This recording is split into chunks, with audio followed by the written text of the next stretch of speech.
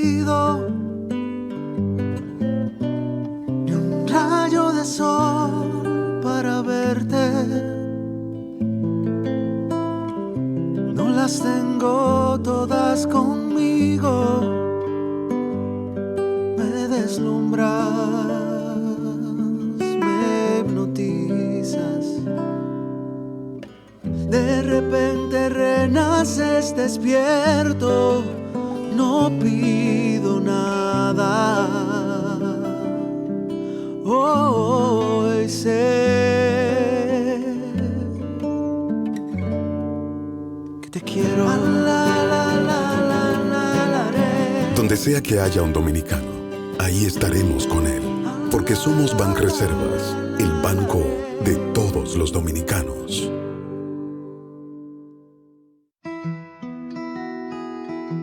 Si de algo saben las abejas, es de flores.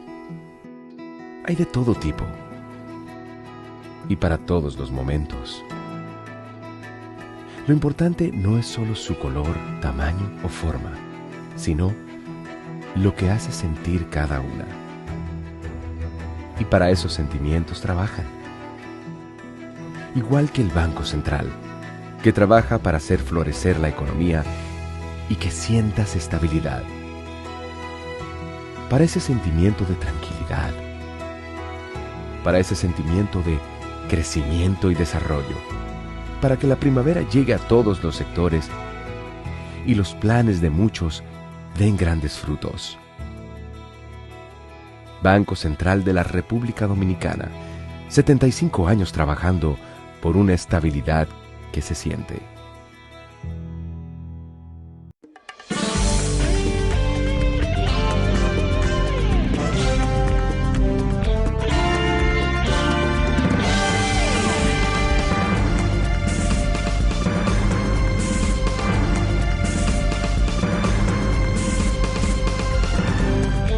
Muy buenas tardes, amables televidentes. Bienvenidos a su cita diaria, crepuscular y nocturna en Teleimpacto, que es al final de la tarde despidiendo el sol o comenzando la noche. Ponga su caridad en buenas manos.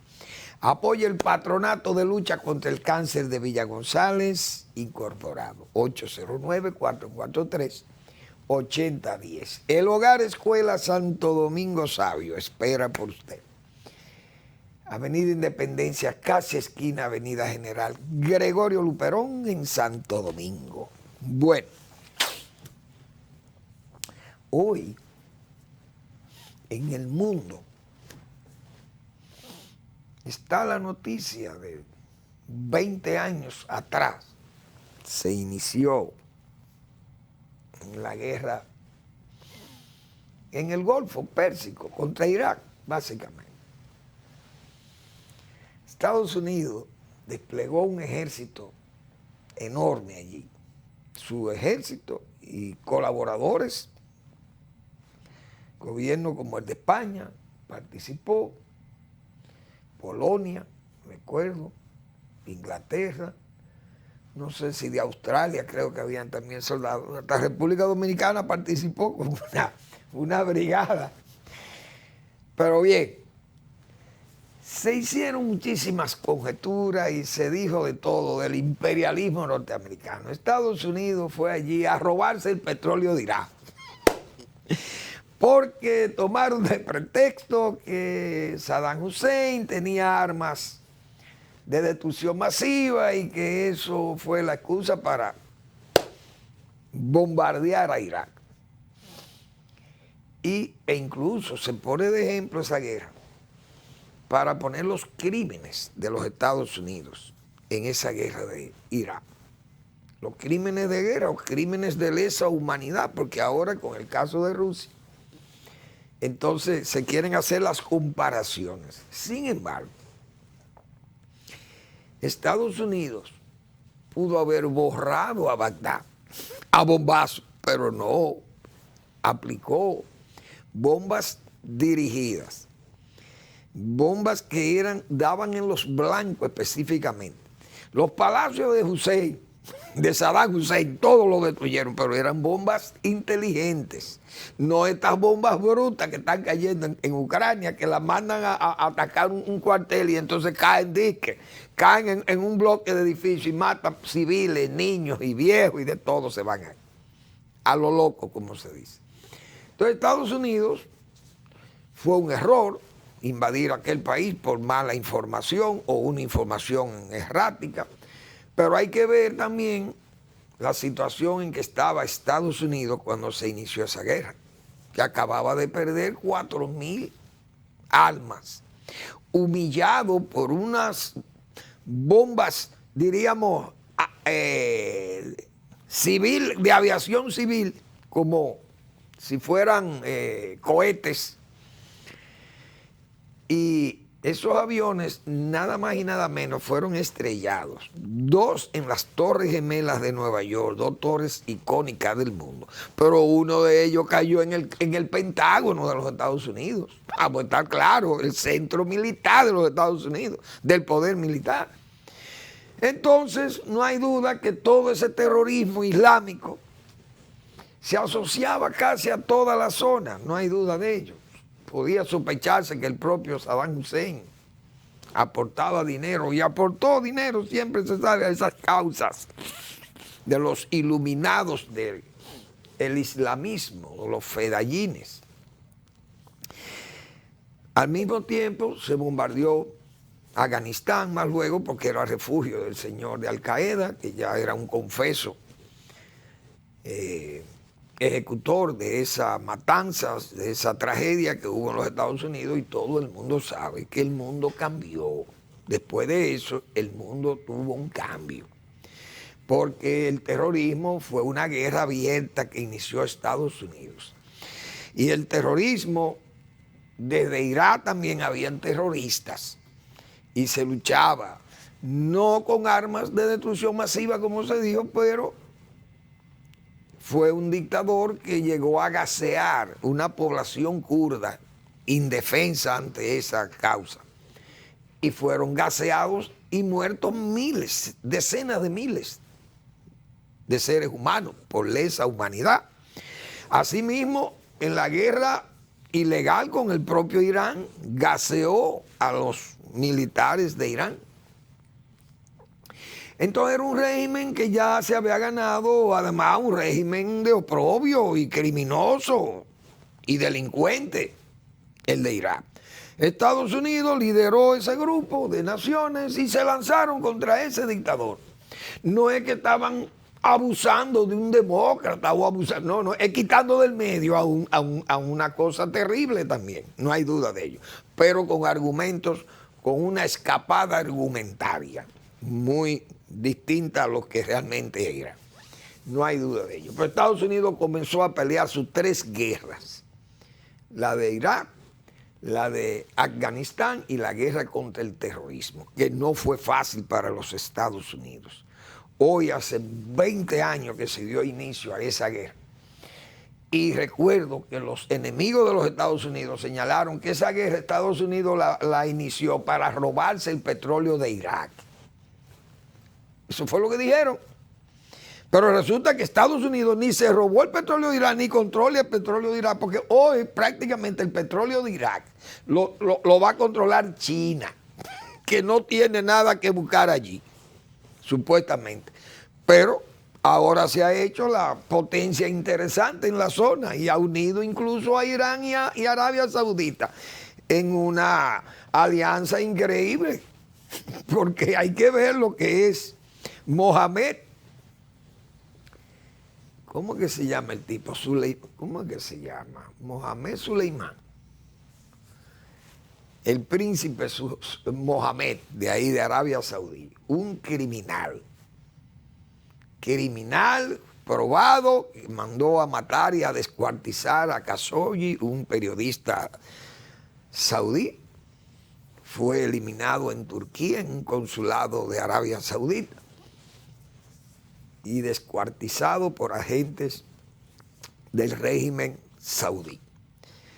Entonces, en Irán, ¿qué es lo que hay? Imagínense ustedes. esos son otros arbitrarios, un país que ha matado miles de gente allí en protestas. Pero ahí está todo bien, porque esos son antinorteamericanos. Bueno, entonces, de esa guerra, pues no hay duda que hay muy malos recuerdos, aquellas cárceles de Galbraith, no me acuerdo de la cárcel aquella. Hubo torturas, Estados Unidos, soldados de los Estados Unidos, esa droga y todo eso lo llevaban a cometer muchísimas barbaridades también. Dejaron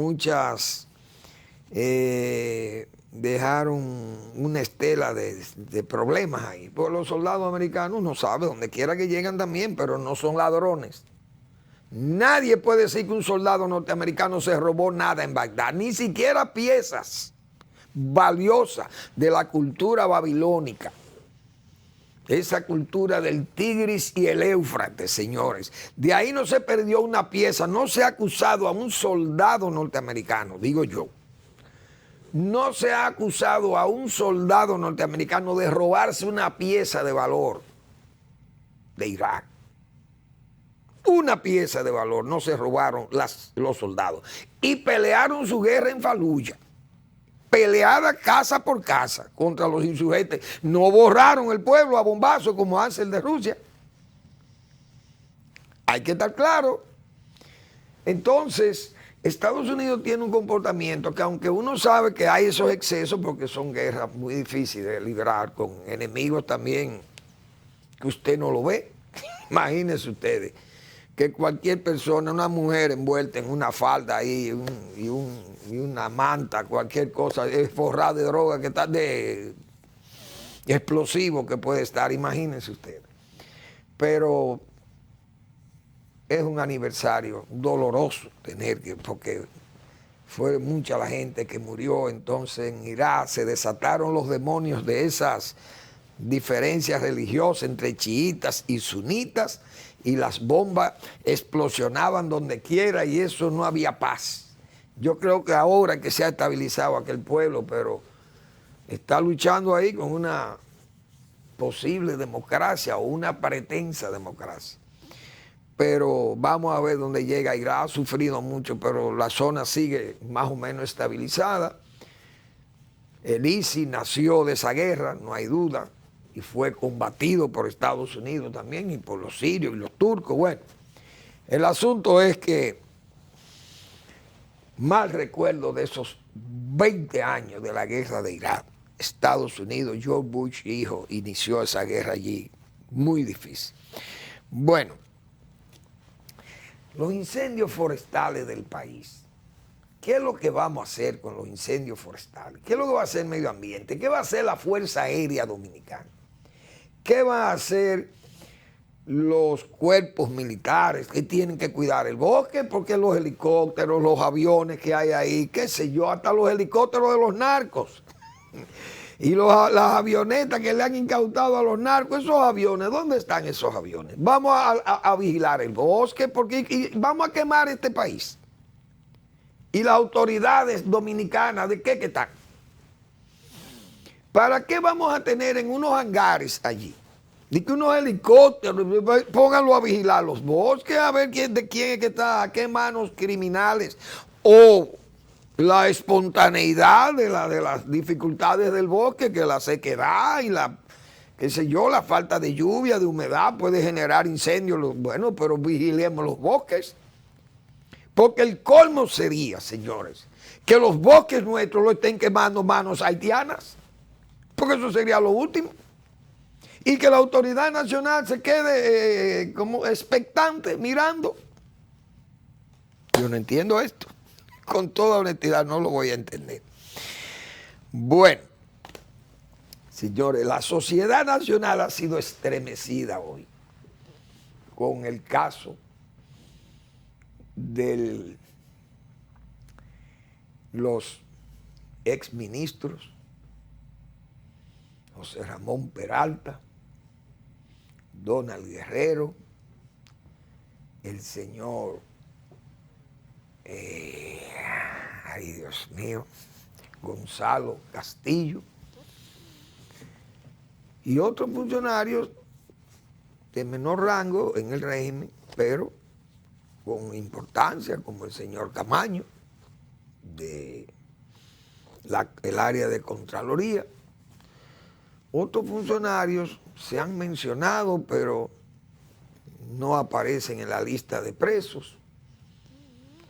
Y hay funcionarios también del área de Hacienda, del Ministerio de Hacienda. Bueno, en resumen, son mucha gente.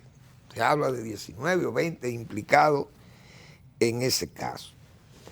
Era un caso que venía conociéndose ya hace mucho. Por tanto, se sabía quién eran los que iban a caer presos. Entonces el PLD no le luce esta actitud desbordada, esta actitud de querer alterar el orden público, porque no pueden tener detenido a personas que están imputadas de hechos muy graves, gravísimos. Porque no es verdad que en este país ya aquí se ha robado demasiado dinero, los políticos y los guardias y los oportunistas y los aventureros que desde los tiempos del coronel Faven y de los tiempos de Buenaventura Báez y todos sus delincuentes, desde esos aventureros de William Casno, Favens y quién sabe más, todas aquellas plagas que tenía este país desde el siglo XIX haciendo negocios y robándole dinero a este pueblo desde Harmon a Trujillo. Vamos a estar claros. Y después de Harmon, de Trujillo. Con Trujillo también el Estado fue robado, saqueado, pero dejó una riqueza ahí. Por lo menos Trujillo. Lo mataron y dejó la riqueza que hizo, la dejó en el país, al Estado dominicano. Ahora, esto que ha pasado, junto a los demás casos, no es verdad. Ningún gobierno, por más irresponsable que pueda ser, o por más desentendido que pueda ser, ante hechos tan graves como estos denunciados, y además investigados, y levantadas las pruebas en forma lícita, para imputar a quienes fueren imputables. No es verdad, señores, que se podía quedar de mano cruzada cualquier autoridad judicial competente. Se podía quedar en un espacio de contemplación porque prohibido detener a políticos activos, políticos recién salidos del poder, porque eso es intocable. Como oye uno políticos, dique importantes, con un cinismo. A mí no me gustan esas cosas, pero el que la hace la paga. Pero a mí no me gustan esos aparatajes, pero parece que se le olvidó que fue gobierno. Porque en su gobierno, el primer aparataje en su gobierno, todo el mundo lo recuerda. Aquel sí fue un aparataje con unas pruebas tan débiles como las que se alegaron. Y se hizo todo un libro y un aparataje y todo aquella para terminar todo en agua de borrajas. Entonces, no es verdad que una fiscalía que oiga, que le vayan y le digan, mire, en Hacienda se hizo una operación así. Una operación que ni los gobiernos más corruptos de este país se atrevían a hacer eso. La deuda vieja no se paga. El único que hacía eso, señores, el único que hacía eso era Ulises Heró aquí, que tenía una serie de prestamistas dominicanos, usureros todos. Entonces el señor Lili le tomaba préstamos a 5 o 6 de esos prestamistas criollos, que me puedo ahorrar los nombres porque la gente sabe quiénes son, o los que han leído algo de la historia nacional. Entonces esos eran unos pactos secretos y nadie sabía de esas deudas. Entonces Heró tenía que buscar dinero prestado en Europa o en Estados Unidos, aquellos famosos préstamos de la West Endure, que ya eran los tiempos de él y que venía con aquel problema del Harmon, en era de Báez. Entonces ese tipo se ponía de acuerdo con los prestamistas. Mire, yo quiero que ustedes me presten tanto, pero de eso ustedes me van a apartar tanto para pagar unas deudas locales que yo tengo con unos amigos que son los que me prestan y me mantienen a flote. Es decir, cosas increíbles. Entonces, se quedaban con deuda y él la pagaba y eso era derivando beneficios y ayudando a sus agláteres. Eso era el lilicismo. Ahora, que venga un grupo, señores, de funcionarios activos y digan, miren, aquí hay un Potosí, el Estado debe 35, 40 mil millones de pesos, debe el Estado, que tienen pagos atrasados por expropiaciones de propiedades, declaratorias de utilidad pública y cosas de eso, y aparece, uno ve, señores, esos pagos que uno ve ahí de 800, 1000, 2000, 3000 millones de pesos, una cosa de loco. Entonces, esta gente dice, miren, vamos a explotar aquí, pero necesitamos montar esta estructura. ¿Con quién es que vamos a hablar? Bueno, hay que hablar con el presidente de la República, porque ¿quién puede hacer una operación de esa magnitud tan densa? Porque eso es una operación pesada, de verdad. Sin la anuencia del presidente de la República, que era lo que nosotros decíamos aquí el día pasado.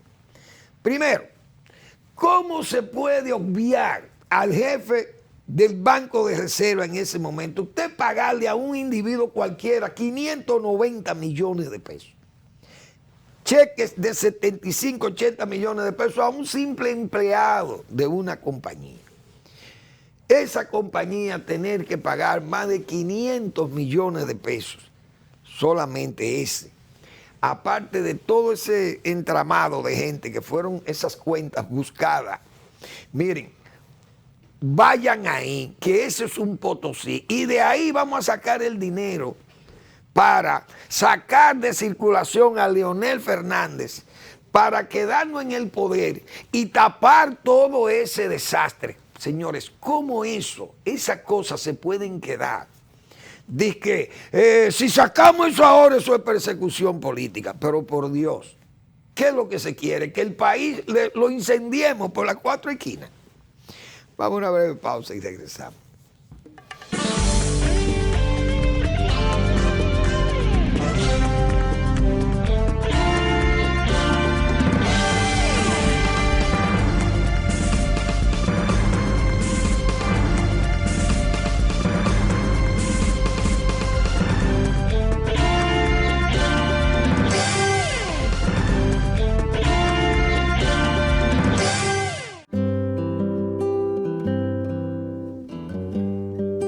Sé que no pido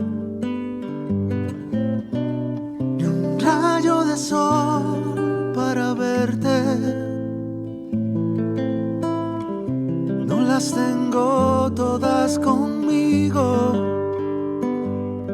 me deslumbras, me hipnotizas.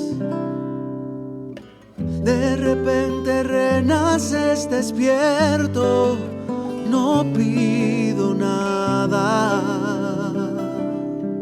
Hoy sé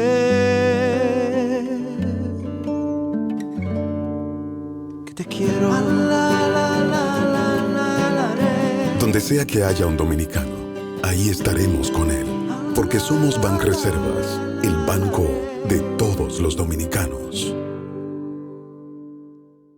El Banco Central de la República Dominicana te invita a participar de manera presencial en la Semana Económica y Financiera 2023. Disfruta gratuitamente de charlas, talleres, conferencias, competencias y otras actividades sobre economía y finanzas, en colaboración con la Fundación Child and Youth Finance International y la participación de instituciones públicas y privadas del país.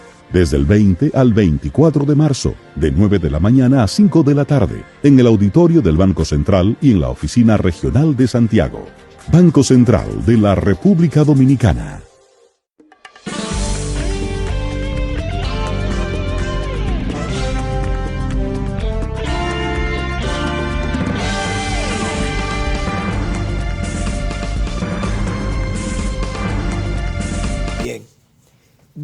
ese entramado, por eso hablo del Banco de Reserva, un banco clave del Estado para poder pagar tanto dinero a gente que ni sabía cuánto era que le debían ya, porque eso eran deudas que estaban prácticamente casi vencidas, para ya incobrables casi estaban. Pero fueron reactivadas sobre la base de buscar dinero para la campaña y robarse un dinero.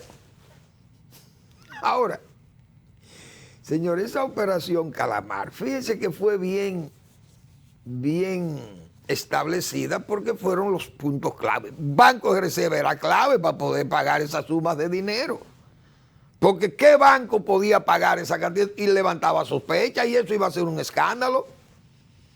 Eso tenía que ser, señores, le están pagando unos dineros grandísimos a gente que esta gente uno ni sabe de dónde que han sacado todas estas sumas de dinero. Algo tiene que estar pasando, pero todo era un entramado. Entonces, bienes nacionales, clave. El CEA, clave. Contraloría General de la República, todo ese entramado, por eso, presupuesto, todo eso. ¿Cómo es posible que el director de presupuesto, por ejemplo, no fuera donde el presidente? Presidente, mire, está pasando esto y estos libramientos, usted conoce de esto. Mira, no te meten en eso. Bueno, así es que le dicen a los subalternos, no te meten en eso. Bueno, entonces todo ese entramado salió de esa madriguera palaciega. Por eso anda José Ramón Peralta y andan todos. Yo no lo estoy acusando, lo que lo está acusando es la fiscalía.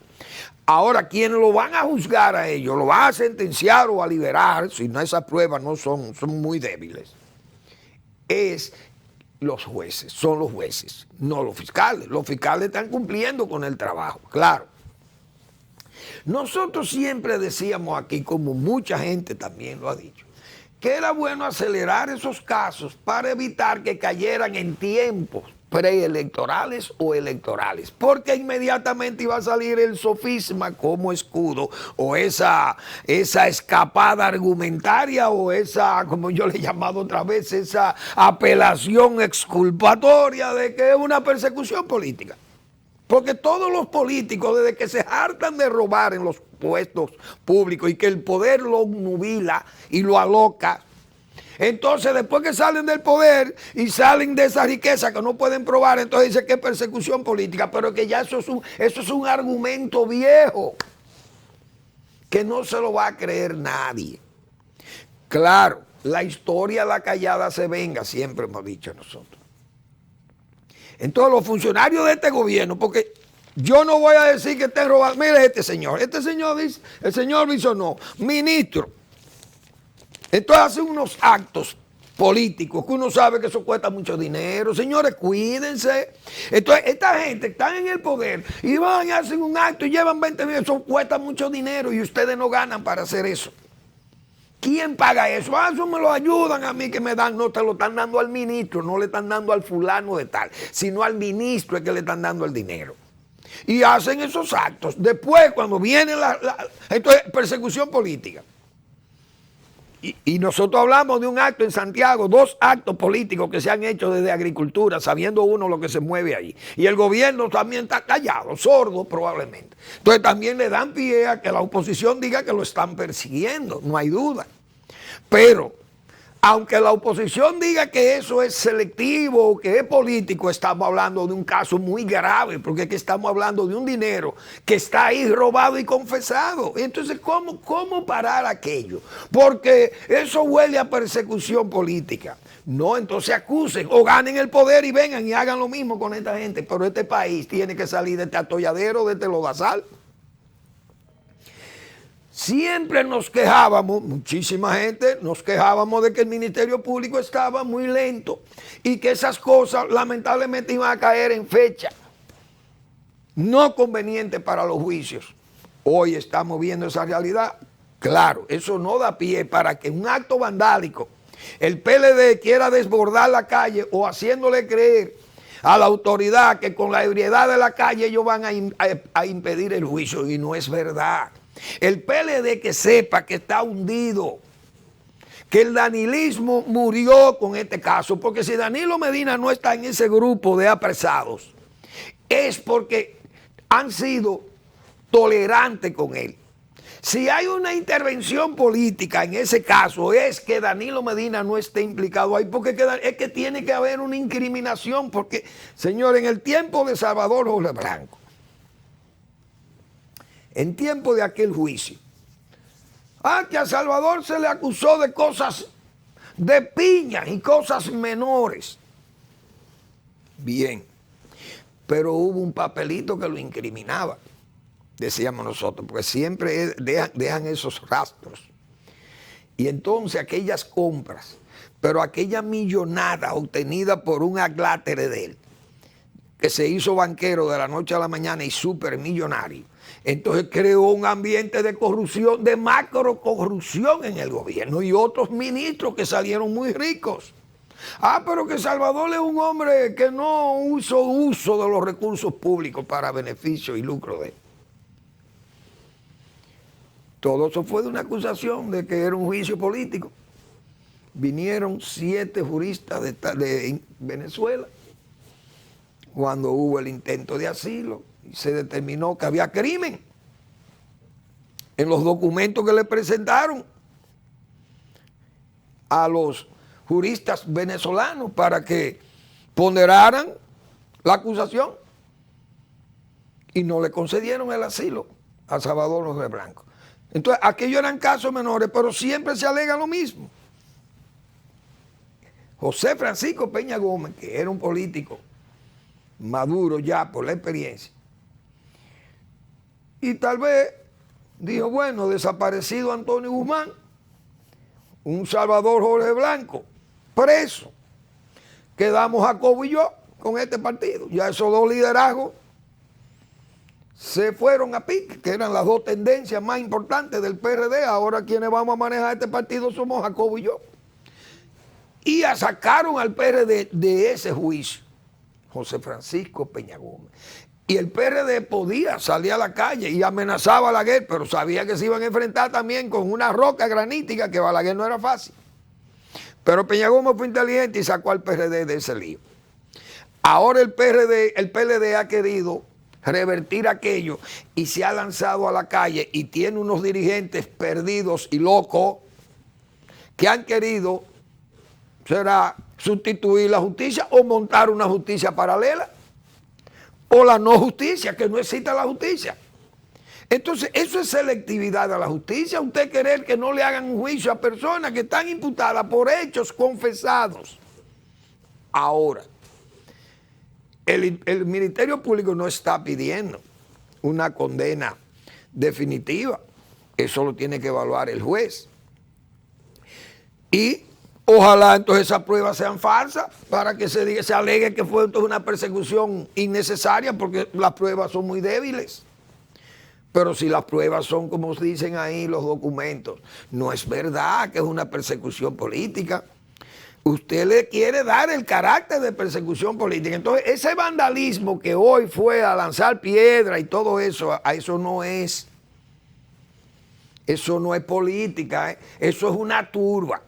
Y un partido no puede actuar como turbero, ni un dirigente político puede actuar como turbero. Entonces, ahí hay gente que fueron a esa rueda de prensa que son acusables también, que aparecen ahí en esa rueda de prensa. Porque hay gente que tiene riqueza que no la puede probar. Aparecen ahí envalentonados y amenazando, y tal vez el gobierno querrá no verse en la necesidad de tener que reprimir hechos de la calle, y tal vez baje la guardia. Se están curando en salud, como dicen, o poniéndole obstáculos a un seguimiento, porque que ese caso puede terminar implicando más gente, porque el dinero que le dieron para la campaña, según eso.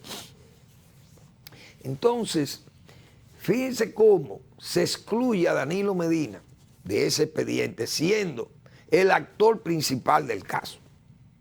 Porque eso lo deja, esa evidencia la deja. Nadie puede montar un entramado de corrupción en un área administrativa del gobierno sin que no haya una cabeza que dirija eso. Eso es un hecho evidente. Entonces, el PLD ha querido actuar al margen de la ley, montando una justicia paralela. Pero como yo he dicho, la justicia, la historia, la callada se venga. ¿Ustedes recuerdan el enter en todo? Acompañado de aquella palabrota de Ramón Alburquerque queriendo penetrar a la Liga Municipal Dominicana. Eso mismo se repitió aquí, queriendo entrar forzado al Palacio de Justicia. Y así van legisladores. Pero es loco que están. ¿Cómo usted va a ir a protestar en forma violenta con un expediente tan denso como este, tan pesado, un expediente tan, diríamos, tan completo, porque es que tienen 2 años armando esto, recogiendo informaciones fidedignas, porque está hablando gente que recibió el dinero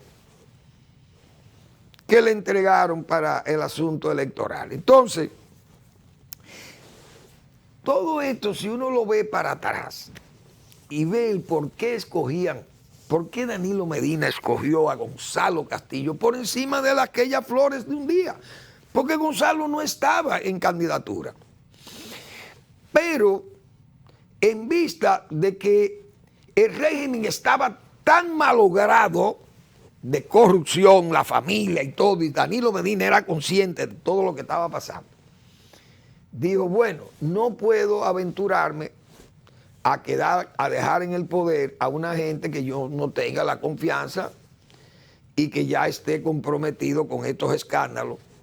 Por tanto, esas flores de un día le vamos a pasar el rodillo y vamos a meter en forma forzada, vamos a meter a Gonzalo como candidato de última hora, y todo el mundo entendió lo que había en ese partido, porque el gobierno era el gobierno de Danilo Medina.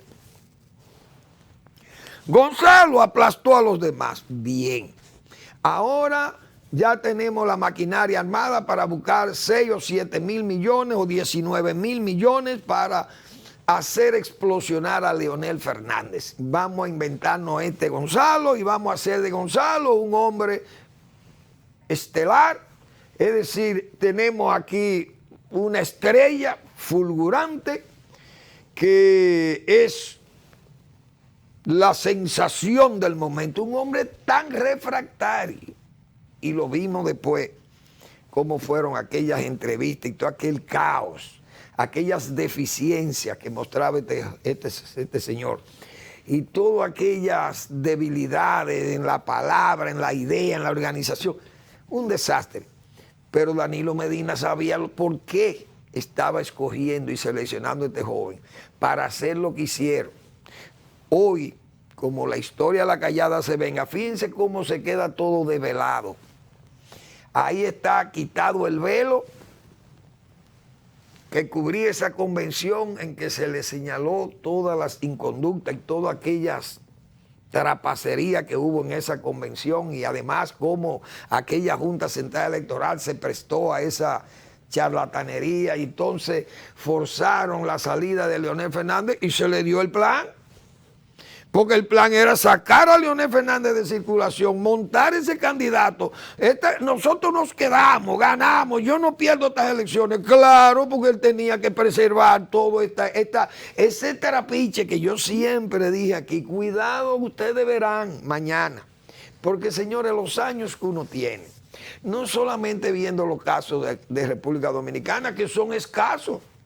Los casos de corrupción llevados a justicia no eran muchos, por tanto no teníamos tantas referencias en el país. Pero yo me acuerdo que siempre hablábamos del trapiche. Ustedes verán cuando destapen ese trapiche y todo ese tufo maloliente de inconducta que salga de ahí, de ese tacho, de esa sala de cocimiento, como dicen en los ingenios azucareros, y salgan todos esos vapores. Dios mío, ustedes verán ese tufo maloliente de todas esas inconductas de ese gobierno de Danilo Medina. Ustedes van a ver mañana eso. Eso era lo que nosotros decíamos. ¿Y por qué uno decía eso? Porque se percibía, se oía la sala de cocimiento, se oían las burbujas y el vapor, y la tapa se movía, como dicen, de la evolución, de la ebullición corrupta o corrompida que había en esa olla. Cuando se destapó, miren todo lo que ha aparecido. Entonces, eso es una verdadera tragedia para la República, porque un partido que gobernó 8 años o 20 años y que presentara al final de la jornada saliera con una cosa como esta, tan escandalosa, verdaderamente preocupante. Entonces, vamos a ver qué puede pasar con los funcionarios de ahora, porque también hay casos. Pero vamos a una breve pausa y volvemos.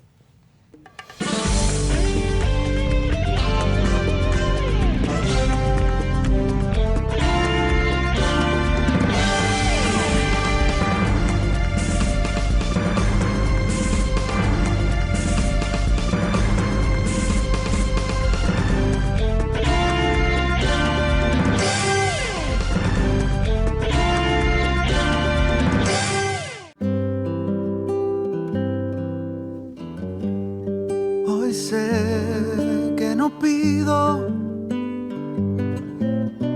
ni un rayo de sol para verte.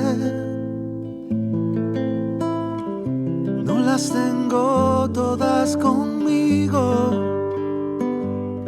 Me deslumbras, me hipnotizas.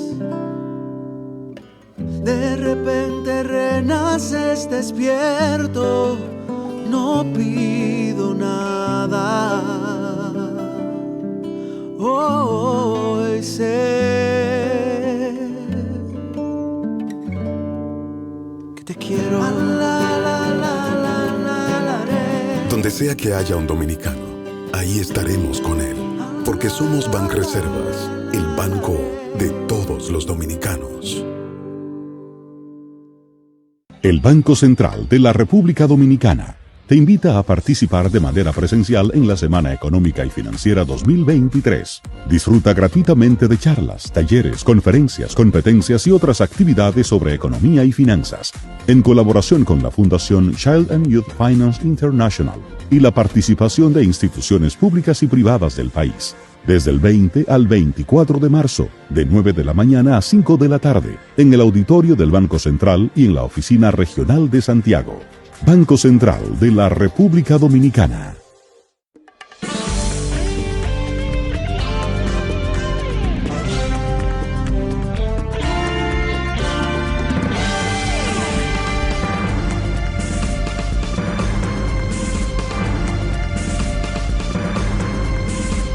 Bien, es muy difícil, uno lo sabe, que un gobierno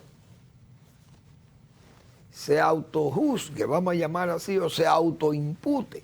Bien, se comienzan a tapar las cositas, como dicen, vamos a tapar aquí, mira muchachos, no haga estas cosas mal hechas, te separan del cargo, y comienzan esos casos menores, y se van haciendo casos comunes y mayores en los gobiernos. Y entonces viene la debacle. Mostré lo de estos funcionarios que hacen estos actos políticos que les cuesta muchísimo dinero, ellos no lo pueden justificar y dicen que se lo regalan, que amigos le pagan eso, pero que los amigos no pagan eso a Manuel Fermín, aquí se lo van a pagar al funcionario, al cargo es que le dan eso. Pues nosotros no fuimos también empleados del Estado. Y cuando teníamos que tomar una decisión y el que se favorecía de una vez lo primero que iba a ofrecerle a uno, algún dinero o algo, o una cena. Manuel Fermín, te voy a invitar a un chivo, un ovejo que yo tengo en mi casa esta noche. Ah, muy bien, yo voy. Pero yo voy a ir con varios de los empleados míos de allá de la institución. Ah, no, es a ti. Digo, no, porque si es a mí, ustedes me están invitando al cargo, no a mí. Ahora a mí, cuando yo salga del cargo, invítame que yo voy a venir a tu casa. Pero nunca me iban a invitar, porque eso es así. Entonces estos funcionarios comienzan a aceptar todos estos regalos y todas estas cosas y se van poniendo locos. Aquí hay un gobierno que a la gente se le olvidó que salió en forma pestosa del poder. Ese gobierno del 2000-2004. Pero hoy usted le pregunta al pueblo dominicano y nadie conoce de ese gobierno, nadie sabe nada y todos fueron serios. Y fue un gobierno que salió en forma pestosa y que obligó a que ese partido permaneciera 20 años fuera del poder. o 18 o 16 años fuera del poder por la mala gestión de ese gobierno. Pero hoy la gente se le olvida eso. Y de los funcionarios más corruptos de ese gobierno, hoy están dirigiendo muchísimas instituciones públicas y otros que lo manejan desde la sombra. Manejando las obras más importantes, el metro y muchísimas de esas obras grandes, oficinas de ingenieros. En la parte, como dicen, en la parte oscura, donde no se ven. Entonces, esto es este pueblo también que se le olvida a la gente esas cosas, pero ya este pueblo no puede seguir. Por más que se critique el Ministerio Público, hay que darle un crédito, porque uno tampoco no le va a negar crédito a una fiscalía que ha hecho un esfuerzo extraordinario por recaudar las informaciones como pruebas en forma lícita y presentar un expediente de este nivel, que no puede ser un expediente de persecución política. Como un expediente de persecución política es un expediente que no tenga pruebas.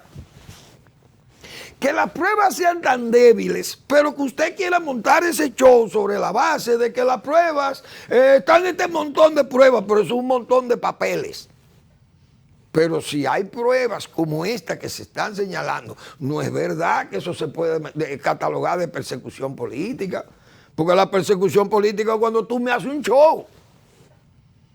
Es decir, yo no tengo un expediente formal contra ti y te tiro los perros bravos, como dicen. Eso se llama persecución política, porque tú no tienes ningún argumento para poder probarme a mí. Pero es que ese argumento, mejor dicho, esa escapada argumental es muy común en América Latina. Fíjense el caso hasta de Donald Trump. Donald Trump está alegando lo mismo, que eso es persecución política, pero es verdad que él le pagó los cuartos a la mujer, que le dio los $130,000, se lo dieron a la prostituta para que no hablara, no fue mentira. Pero eso es persecución política porque él quiere ser candidato de nuevo del Partido Republicano. Y ahora amenaza con la turba, Donald Trump turbero. Ya la policía de Nueva York está tomando medidas contra un posible arresto de él, de Donald Trump. Entonces el PLD sigue lo mismo. No, espérense, usted no puede decir que es una persecución política cuando hay un expediente tan claro que tiene 35,000 o 20,000 millones de pesos robados en una estafa al Estado Dominicano, porque hay que ver cuáles son los cargos que le han hecho a toda esta gente. Esos cargos que le han hecho a esta gente, dice aquí, vamos a ver. Eso es una cosa de loco, ¿cómo se dice? Dios mío. ¿Cuáles son los cargos?